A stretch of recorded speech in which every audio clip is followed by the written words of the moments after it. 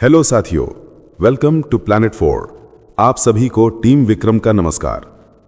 तालिबान यानी कि टीटीपी ने पाकिस्तान के सेना प्रमुख को खुली धमकी दी है।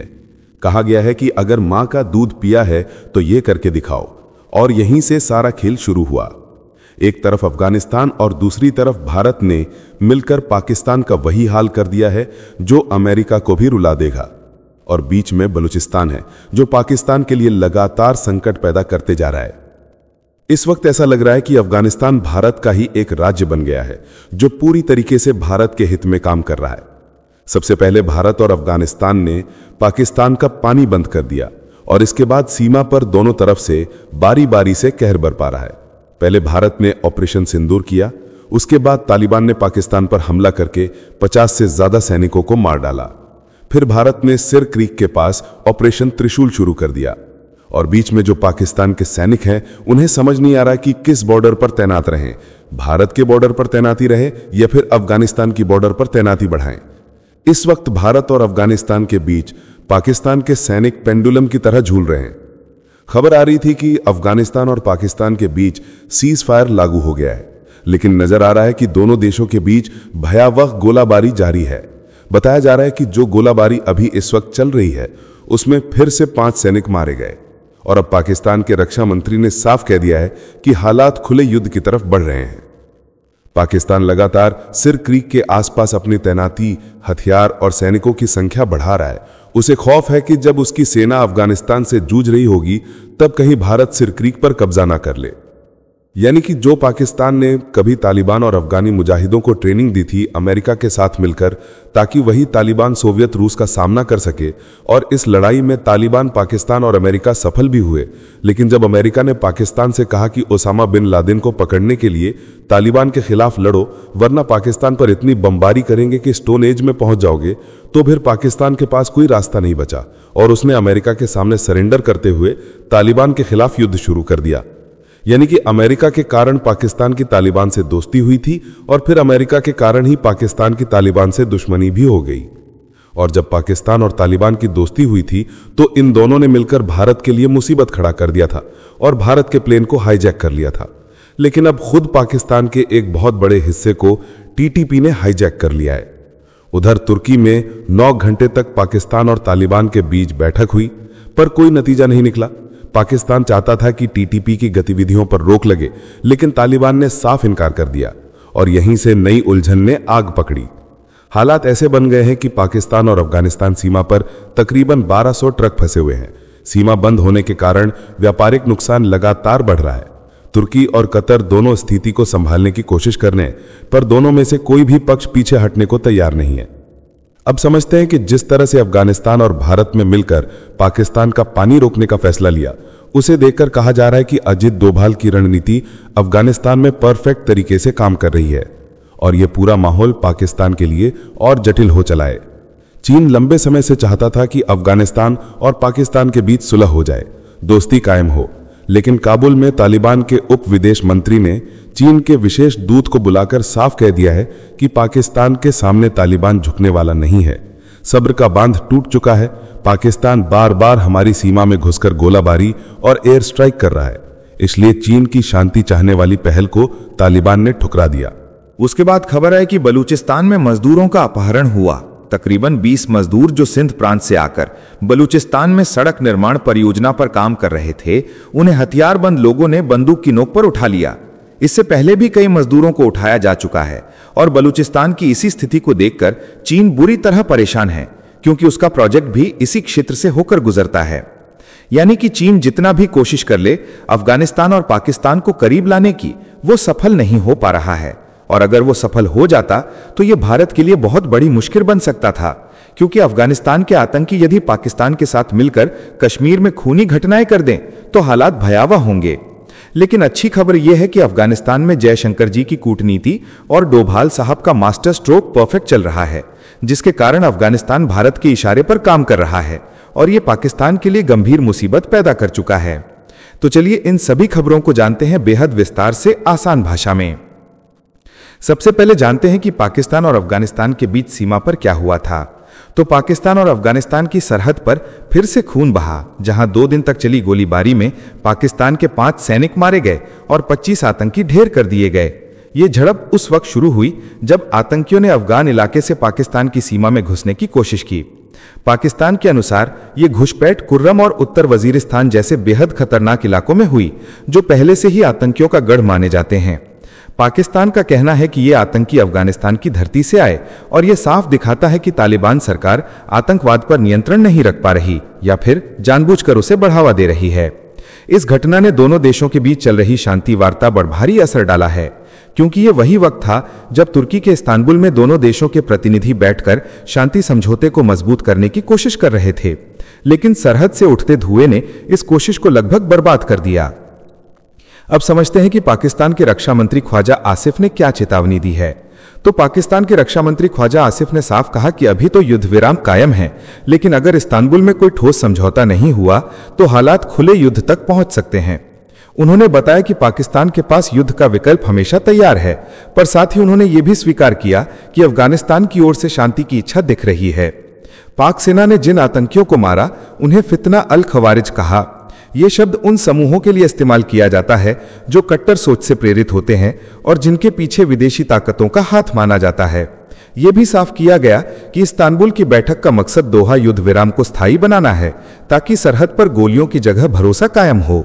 मगर हालिया घटनाओं ने संकेत दे दिया है कि अगर बातचीत असफल रही तो दक्षिण एशिया की यह धरती फिर से आग में झुलस सकती है, और ये आग इस बार दोनों मुल्कों की सीमाओं को पार कर पूरी दुनिया का ध्यान अपनी तरफ खींच लेगी। साथियों, आगे बढ़ने से पहले आप सभी को बता दूं कि अगर आप देश, दुनिया, डिफेंस और इकोनॉमी की 100 से ज्यादा खबरें एक साथ एक ही जगह पर एक ही समय पर फटाफट रोज देखना चाहते हैं तो कृपया हमारे साथ जी चिल्स चैनल पर जुड़िए, जहां हम रोज शाम 9 बजे आपके लिए दुनिया की तमाम सारी खबरें एक साथ लेकर आते हैं। जी चिल्स चैनल का लिंक आपको नीचे डिस्क्रिप्शन या कमेंट बॉक्स में मिल जाएगा। चलिए अब जानते हैं कि तुर्की में पाकिस्तान और तालिबान की 9 घंटे की बैठक आखिर क्यों बेनतीजा रही। तो इस्तांबुल में हुई इस बैठक में पाकिस्तान ने तालिबान पर प्रेशर डालने की हर कोशिश की। रक्षा मंत्री ख्वाजा आसिफ ने बैठक से पहले ही ट्रंप स्टाइल में धमकी दे डाली कि अगर बातचीत नाकाम रही तो पाकिस्तान अफगानिस्तान पर हमला करेगा। लेकिन तालिबान ने उनके इस प्रेशर गेम को पलटकर पाकिस्तान की औकात दिखा दी। 9 घंटे चली इस चर्चा के बाद भी किसी तरह का समझौता नहीं हुआ। पाकिस्तान चाहता था कि दोनों देश सीमा पर मिलकर संयुक्त गश्ती करें ताकि तहरीक तालिबान पाकिस्तान यानी कि टीटीपी की गतिविधियों पर रोक लगाई जा सके, मगर तालिबान ने इसे अपनी संप्रभुता पर हमला मानते हुए सिरे से खारिज कर दिया। इस पूरे घटनाक्रम में पाकिस्तान की छवि कमजोर और हताश देश के रूप में उभरी, जबकि तालिबान ने खुद को आत्मनिर्भर और सख्त रुख अपनाने वाला शासन साबित किया। बैठक में कई बार बहस इतनी तीखी हुई कि तुर्की के मध्यस्थों को बीच में दखल देना पड़ा, मगर नतीजा वही रहा, कोई औपचारिक समझौता नहीं, सिर्फ एक अस्थायी राहत का बुलबुला जो किसी भी वक्त फूट सकता है। अब समझते हैं कि अफगान शरणार्थियों के मुद्दे पर पाकिस्तान की जिद कैसे उसके सिर पर उल्टा वार बन गई। तो पाकिस्तान ने बैठक में 2 टूक कहा कि वो अपने देश में रह रहे अफगान शरणार्थियों को हर हाल में बाहर निकालेगा। ये बयान तालिबान के लिए सीधी चेतावनी जैसा था।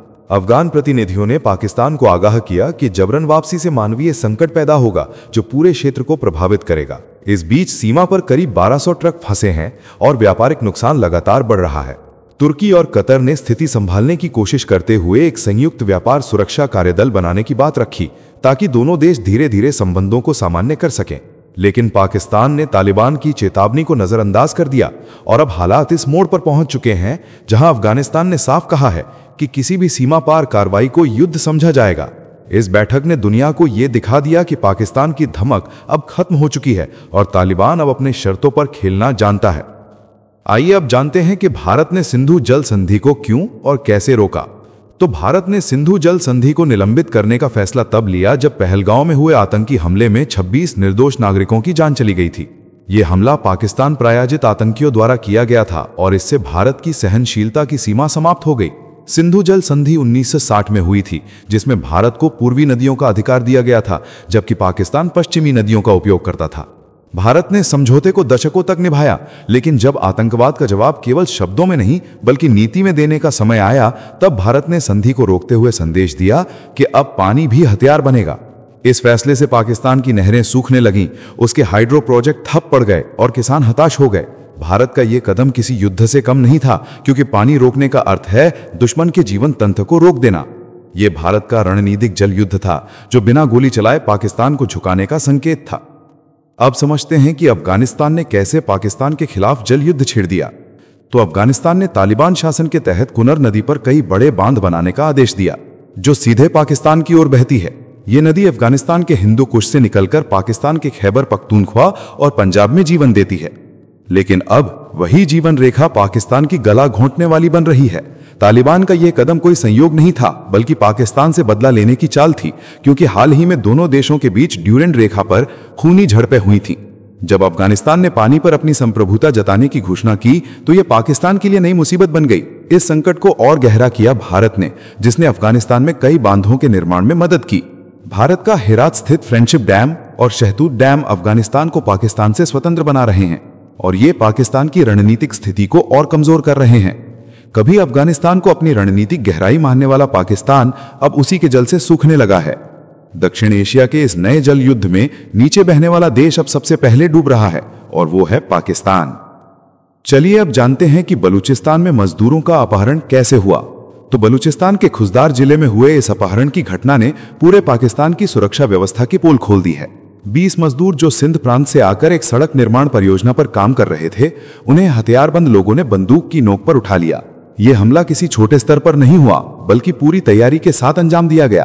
पहले हमलावरों ने उस साइट पर तैनात सुरक्षा गार्डों को काबू में किया, फिर मजदूरों को पकड़कर ले गए।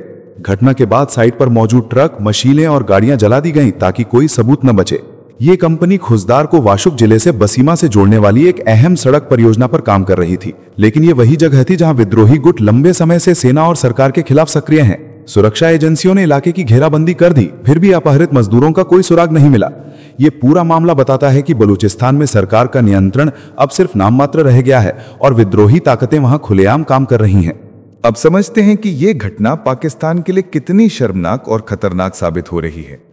तो बलूचिस्तान का यह अपहरण सिर्फ एक अपराध नहीं, बल्कि पाकिस्तान की गहरी नाकामी का प्रतीक है। इस घटना ने दिखा दिया कि देश के कई हिस्से अब सरकार की पकड़ से फिसल चुके हैं। विद्रोही गुट खुलेआम सरकारी परियोजनाओं पर हमला कर रहे हैं और सेना कुछ नहीं कर पा रही।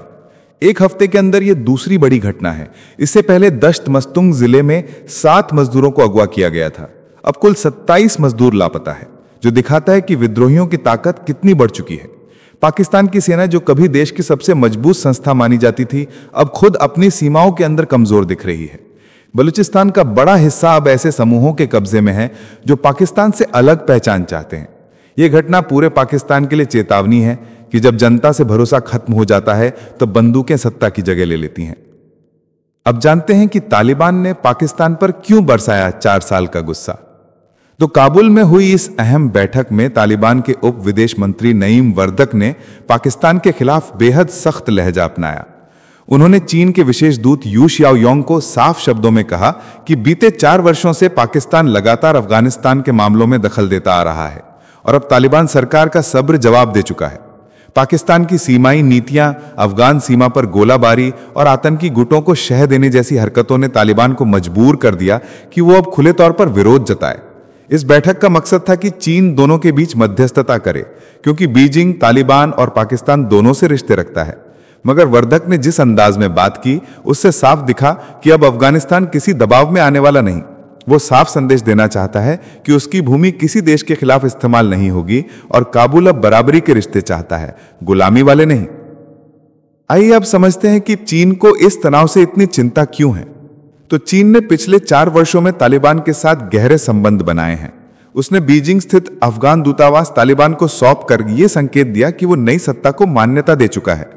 लेकिन अब जब तालिबान और पाकिस्तान के बीच मतभेद बढ़ रहे हैं, तो चीन के क्षेत्रीय हित खतरे में है। उसकी बेल्ट एंड रोड परियोजना, जो अफगानिस्तान और पाकिस्तान के रास्ते दक्षिण एशिया तक व्यापारिक गलियारा बनाना चाहती थी, अब अटक सकती है। चीन नहीं चाहता कि इन दोनों देशों की दुश्मनी से उसका अरबों डॉलर का निवेश फंस जाए। इसीलिए बीजिंग अब मध्यस्थ की भूमिका में उतर आया है, ताकि दोनों देशों को शांति के रास्ते पर लाया जा सके। चीन की यह बेचैनी सिर्फ राजनीतिक नहीं, बल्कि आर्थिक भी है, क्योंकि यदि यह दरार गहरी हुई तो उसका पूरा दक्षिण एशियाई सपना धराशायी हो सकता है। चलिए अब जानते हैं कि तालिबान ने पाकिस्तान के सेनाध्यक्ष असीम मुनीर को क्यों दी सीधी धमकी। तो पाकिस्तान और तालिबान के बीच इस समय माहौल बारूद की तरह गर्म है। तहरीक तालिबान पाकिस्तान यानी टीटीपी ने अब पाकिस्तान की सेना के सबसे ऊंचे पद पर बैठे असीम मुनीर को निशाने पर ले लिया है। वीडियो जारी कर टीटीपी के कमांडर काजिम ने असीम मुनीर को खुलेआम ललकारते हुए कहा कि अगर उनमें दम है तो खुद मैदान में उतर कर लड़ें। उसने अपमानजनक शब्दों का इस्तेमाल करते हुए कहा कि अगर अपनी मां का दूध पिया है तो आकर आमने सामने युद्ध करो। यह धमकी तब आई जब 8 अक्टूबर को खैबर पख्तूनख्वा के कुर्रम इलाके में टीटीपी ने घात लगाकर हमला किया था। तालिबान ने दावा किया कि उस हमले में 22 पाकिस्तानी सैनिक मारे गए और कई गाड़ियां तथा हथियार उनके कब्जे में आ गए। इस घटना के बाद टीटीपी ने जो वीडियो जारी किए उनमें उन्होंने जंग के मैदान के दृश्य और जब्त किए गए हथियार भी दिखाए ताकि पाकिस्तान की फौज का मनोबल तोड़ा जा सके। लेकिन पाकिस्तान की सेना ने आधिकारिक तौर पर सिर्फ 11 सैनिकों की मौत को स्वीकार किया। इस बीच यह भी सामने आया कि काजिम नाम के इसी आतंकी पर पाकिस्तान सरकार ने पहले ही 10 करोड़ रुपए का इनाम रखा हुआ है। इस वीडियो में फिलहाल इतना ही। जल्द मिलते हैं एक और नई अपडेट के साथ। जाने से पहले वीडियो को लाइक करके चैनल को सब्सक्राइब कर लें। धन्यवाद।